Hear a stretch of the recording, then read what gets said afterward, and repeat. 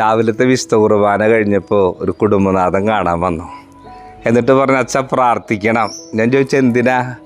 55 വർഷം മുമ്പുള്ള ഞങ്ങളുടെ വഴിത്തർക്കം, അപ്പനായിട്ട് തുടങ്ങിയ വഴിത്തർക്ക ഇന്ന് ഞങ്ങൾ അവസാനിപ്പിക്കുകയാണ്. ഞാൻ പറഞ്ഞു, പ്രാർത്ഥിക്കാട്ടാ.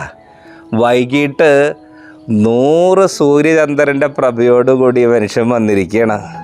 പുഞ്ചിരിയോടുകൂടി പറഞ്ഞു, അച്ഛാ കാര്യങ്ങളൊക്കെ ഭംഗിയായി. കുറച്ച് സ്ഥലം ഞാൻ അങ്ങോട്ട് വിട്ടുകൊടുത്തു, അയൽപക്കക്കാരൻ കുറച്ച് സ്ഥലം എനിക്ക് വിട്ടു തന്നു. ഒരുപാട് സന്തോഷമുള്ള ദിവസമാണ്.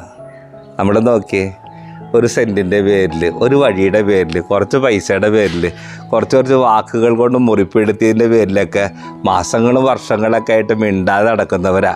അവരെ കാണുമ്പോൾ നമ്മൾ മുഖം മാറ്റി പിടിക്കും, മുഖം വീർപ്പിച്ച് പിടിക്കും. നമ്മളെ കാണുമ്പോൾ അവർ മാറി നിൽക്കും. പക്ഷേ തൊട്ട അയൽപക്കങ്ങളിൽ ജീവിച്ചിട്ട് ഈ 50 വർഷമൊക്കെ നമ്മൾ കടന്നു പോയത് അറിഞ്ഞില്ലല്ലേ. പിണക്കത്തിൻ്റെ 50 വർഷങ്ങളല്ല കേട്ടോ, സ്നേഹത്തോട് ഒരുമിച്ച് ജീവിച്ച 50 വർഷങ്ങൾ എന്നൊക്കെ പറയുമ്പോൾ അതിൻ്റെ സന്തോഷം എത്രയാണെന്ന് അറിയോ?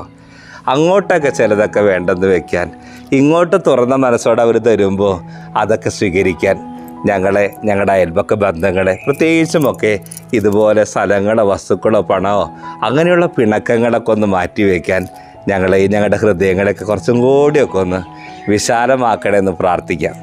ദൈവം നമ്മളെയും നമ്മുടെ ജീവിത സാഹചര്യങ്ങളെയും അയൽപക്കങ്ങളൊക്കെ സമൃദ്ധമായി അനുഗ്രഹിക്കട്ടെ.